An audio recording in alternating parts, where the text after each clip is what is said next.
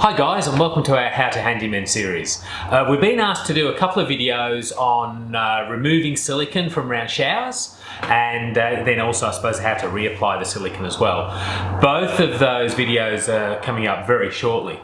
But I thought before we do that, we better have a quick conversation about the different types of silicone and which one you should choose for your next job.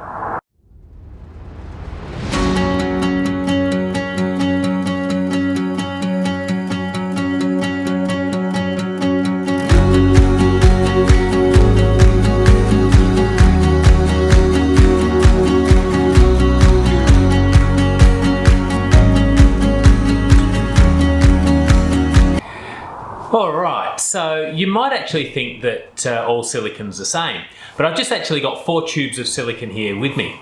I have a low modulus silicone. I have a high modulus silicone. I have an Acetoxy silicone. I have a neutral cure silicone. I have a polyurethane sealant as well. That's a whole lot of silicones, different types of silicone. It might seem confusing, but it's actually not too hard. And if you really just read the labels and follow some basic rules and understand what you're choosing, then it's really easy to get the right silicone for the job. So silicone sealant's actually quite a broad term that's used especially when it comes to doing the DIY jobs or your own home handyman type jobs. The first thought for most people is they just go to the local hardware store and they'll just grab the cheapest one that's actually on the counter. But that's not really the best way to go about it. The reality is that there's actually no one single type of silicone that will that can be used for everything. And in fact, there's different types for different jobs. Different types of silicones will have different flexibility, they'll have different durability, they'll have different resistance as well. So how do you actually know that you're using the right one? So most silicones are actually categorized into the type of job that they're actually used for. So, and some of the uses of silicone are things like, sealing gaps around baths and showers and cooktops, worktops, those sort of things. You can get silicone for fixing mirrors or glass to tiled surfaces. You can seal around gutters and downpipes and roofing. There are silicones as well for repairing rubber trim on cars, and that's quite a specific job, and there's a sealant just for doing that. There's silicones that can be used for moulding soft rubber goods to fit into certain areas, and things like gluing aquariums as well. And there are different silicones for doing all of those jobs. And so silicone's actually used in a wide variety of building applications because they've got really good performance characteristics. Things like UV resistance, really good for outside type work. You've got silicones that have got good temperature resistance. You've got silicones that can have high movement and elasticity, or others that are not quite as elastic. And some that will last a long time, and so they're specifically designed for longer lifespan, and some for more flexibility over a long period of time. So the silicone types that are common in industry are broadly broken up into sort of 4 different groups: high modulus, low modulus, neutral cure, and acetoxy cure as well. So the difference between high and low really just means low modulus will need a low force to stretch it, and it'll have better elasticity and movement over time. So that's great for if you're doing things like roof gutters, roof sealant and those sorts of things. A high modulus silicone is one that is a little bit more rigid. and that's best for working in wet areas around showers, around baths and those sorts of things. A bit rigid, it's not likely to be flexing over time. So this is an Acetoxy silicone.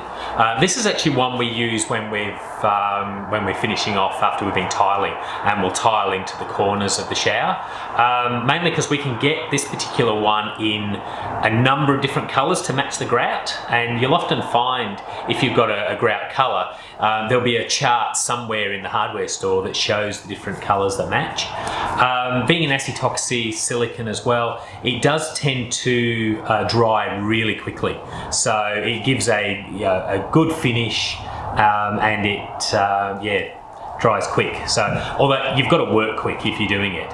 Smells of vinegar, so you can smell the vinegar when you're working, but once it's fully cured and once it's dry, that smell goes away.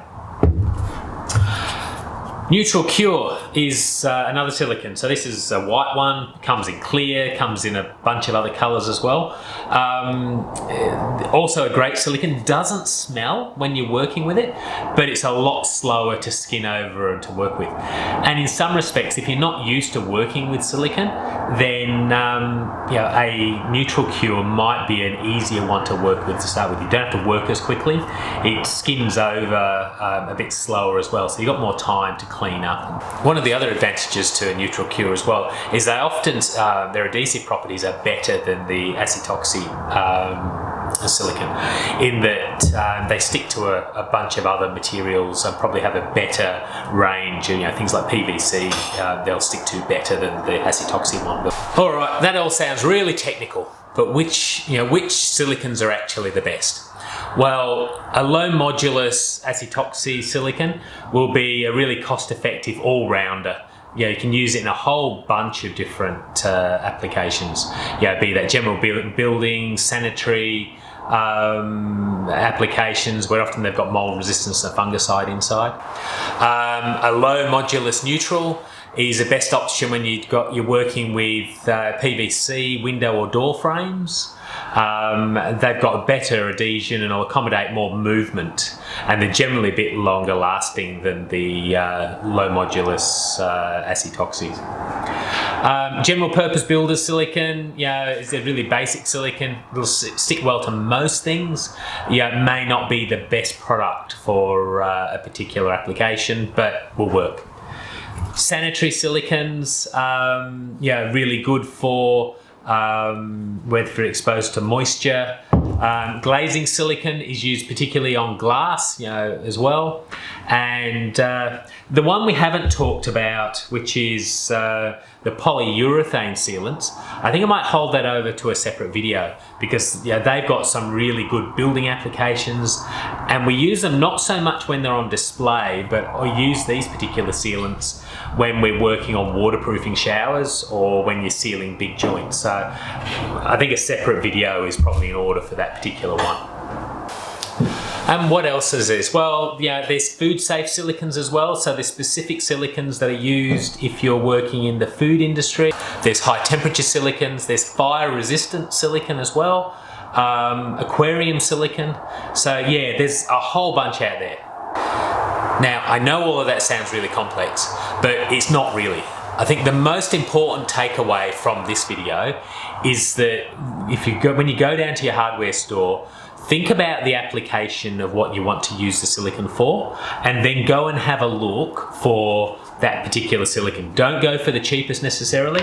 So in this case, we're looking at wet area, ceramics, and normally you'll find written on the side of the tube, if we do a tube there, what the purpose of the silicones actually is. So roof and gutter, kitchen and bathroom, whole bunch of them. If you're unsure, just ask somebody at the hardware store. They'll tell you. They should be able to help you. Okay, that's it for this video. We've actually added a cheat sheet, if you like, just in the description below. So if you need to follow up anything we've been through in this video, you'll find that in the description. So as always, if you like what you see, please like and subscribe to the channel, and look forward to seeing you on the next one. See you soon. Alright, that's it for this video. Nice, easy one. he says. Sorry it was so technical.